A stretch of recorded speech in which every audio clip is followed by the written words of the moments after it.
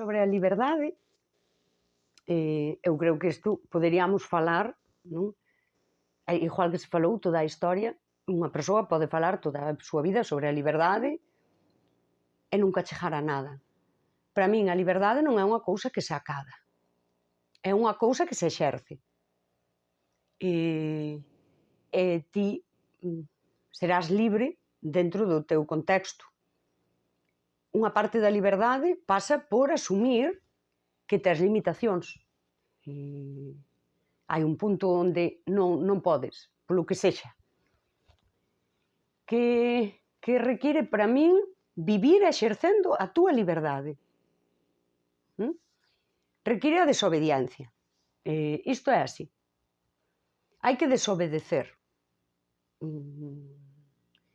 Require xestionar o medo.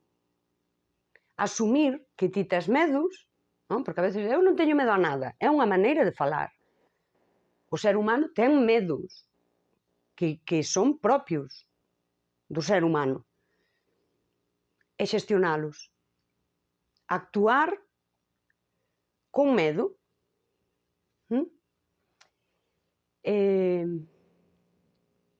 Desobedecer, actuar con medo, require expresarte.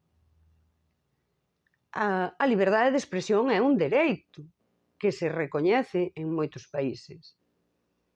É un dereito que debemos exercer. Ningún dereito fai sentido se non o exercemos. Daquela, eu creo que require expresarse. E desde aí, eres esa activista do cotiá que decide todos os días exercer a súa liberdade. Nunca vai acadar, pero sí que vai vivir en liberdade. Sí.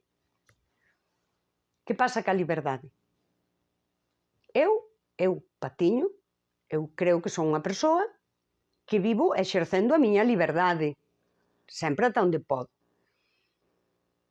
És unha tola. A persoa libre é unha tola.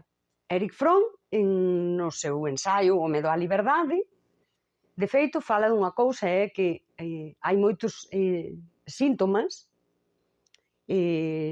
psicolóxicos que son como un signo de saúde.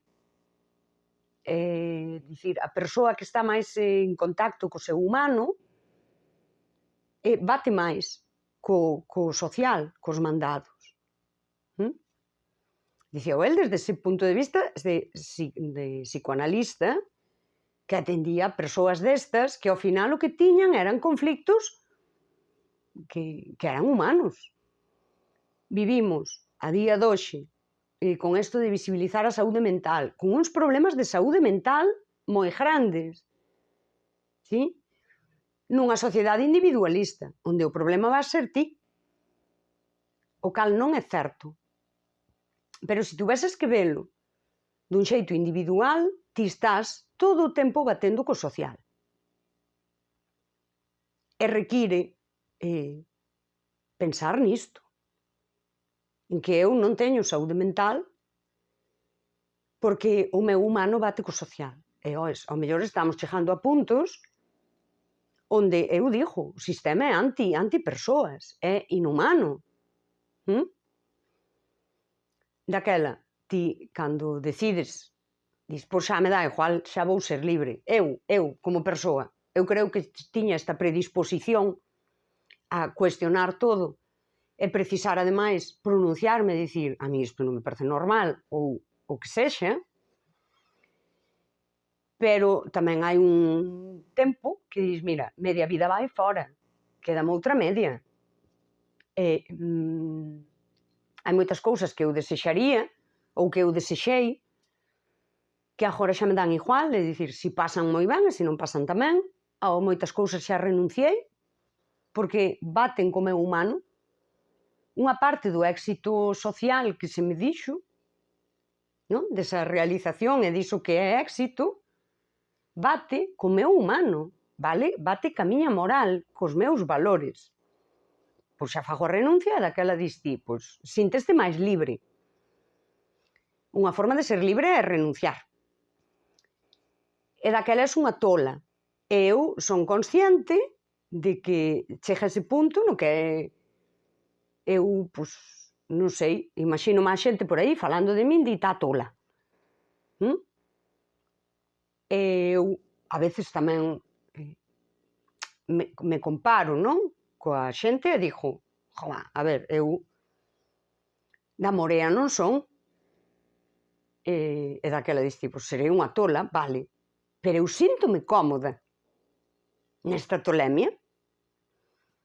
É como, eu son unha tola, pero non fago mal a ninguén, non estou gobernando o país, nen sequera milito nun partido, non son activista de nada, por iso me defino como activista do cotiá, e como eu son activista de facer as cousas como eu creo que se deben de facer, e de vivir con toda a coherencia que podo, según os meus valores, pois activista do cotiá.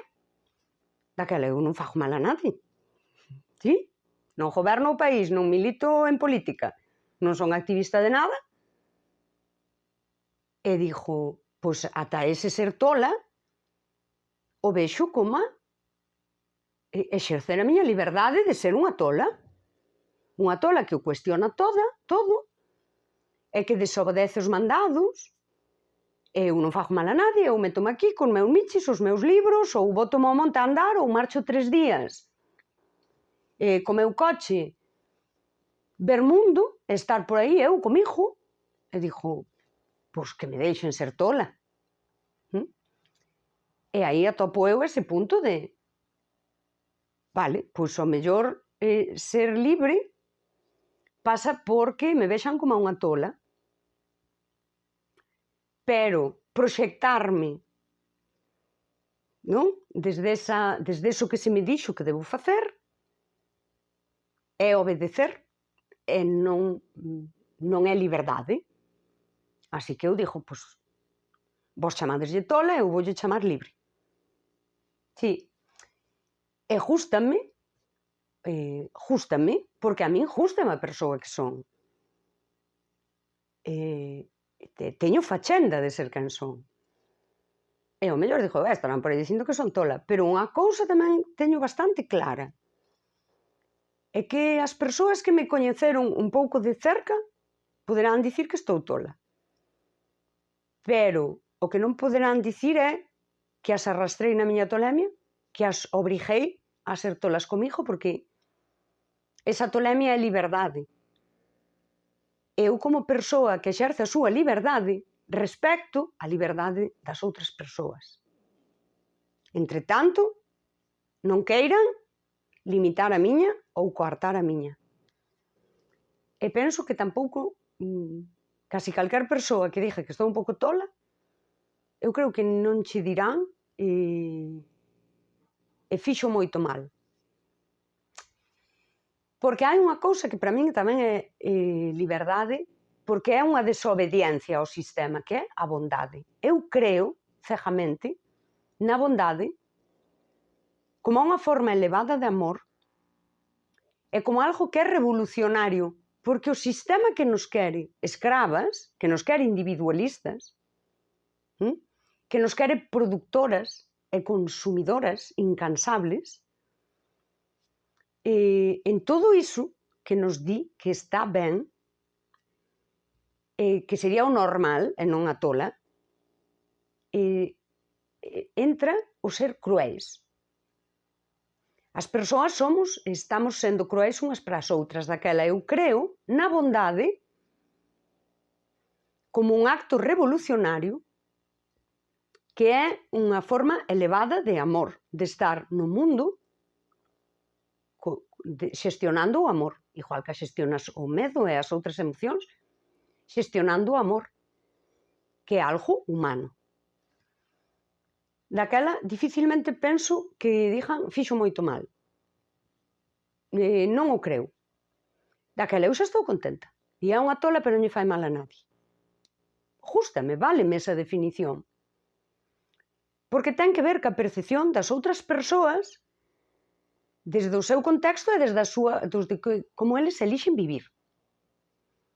E eu respecto cheguei a ese punto onde respecto que queiras obedecer. E non elixas afrontar a túa liberdade, pero eu sí que a vou afrontar. E a persoa boa, que é unha persoa libre, diría, por exemplo, Lacan falaba de que eu son outra, non? É como que o que eu penso que son, en realidade é un espello, non? De como me proxecto cara aos demais, un pouco a validación externa. Isto do espello. Carl Jung tamén usaba o do espello, non? Dicía que nos nosos relacións sociais somos espello unhas persoas doutras, pero a min gústame moito o Big Water. Eu creo que a bondade, esa persoa que se sitúa con amor e que é libre e desobedece o mandado da crueldade é boa, é auga. É unha auga maina que unhas veces permite ver o fondo porque é transparente, porque a bondade require desa autenticidade e desa boa fe. E cando vira o sol, consigue reflexar. Eu creei así unha metáfora así, fai un pouco, mentras me duchaba, que é a persoa boa, cando vira o sol, refléxate, devólveche a túa imaxe. As persoas non queren verse. A persoa non quere verse porque a persoa que se ve como é, síntese obrigada a ser libre. É que a persoa libre obriga a ser libres a todas as persoas que estean de par de sí, de arredor de sí. E que fai a persoa que obedece os mandados sociais? Tíralle pedras. Por iso a mí me gusta dicir que non é un espello. Porque cando ti tiras pedras á auga, destrúes a túa imaxe. Destrúes aquelo que a persoa libre, por tanto boa, esa imaxe que che devolvía de ti. Mais, hai auga e para, e podes seguir reflexando, e podes seguir amosando o fondo. É moi bonita esta metáfora. Podía escribir e mellorala. Que ben falo, estou desaproveitada no mundo. E ben contenta de estalo,